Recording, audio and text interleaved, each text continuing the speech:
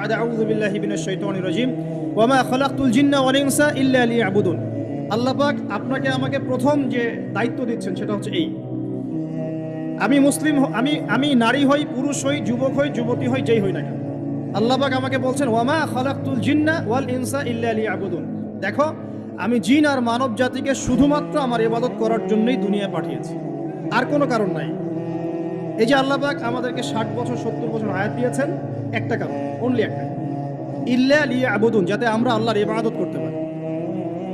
আবার বোঝেন, আল্লাহ পাক আমাদেরকে দুনিয়াতে শুধু তার ইবাদত করতেই পাঠিয়েছে। আল্লাহ পাক এখানে একটা পরীক্ষায় ফেল করেছি হতাশ হয়ে আত্মহত্যা করতে পারেন নাই।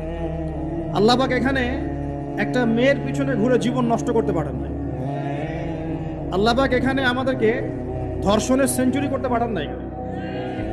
আল্লাহ পাক এখানে আমাদেরকে অন্যায়ভাবে অন্যের সম্পদ আত্মসাৎ করতে পারেন নাই। মাদকের যে ভয়াল থাবা চলছে, এর মধ্যে নেশায় বুধ হয়ে যাওয়ার জন্য আল্লাহ পাক আমাদেরকে পাঠান নাই। কি জন্য পাঠিয়েছে? পলিটিক্যাল মারামারি করতে আল্লাহ পাঠান নাই আমাদেরকে দুনিয়ায়। সোশ্যাল ক্ষমতার দ্বন্দ্বে লিপ্ত হওয়ার জন্য পাঠান নাই। মিলস, ইন্ডাস্ট্রিজ এন্ড ফ্যাক্টরিজের নেশায় বুধ হয়ে পরকাল ভুলে যাওয়ার জন্য আল্লাহ এখানে পাঠান নাই। আল্লাহ পাক একটা রিজনে পাঠিয়েছেন, অনলি একটা। এবং এই দায়িত্বটা আল্লাহ পাক কিন্তু কড়ায় গন্ডায় উসুল করে নেবেন আমাদের কাছ থেকে।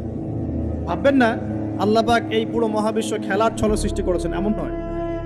আল্লাহ পাক বলছেন, আমি এই মহাবিশ্বকে খেলার ছলে সৃষ্টি করি নাই।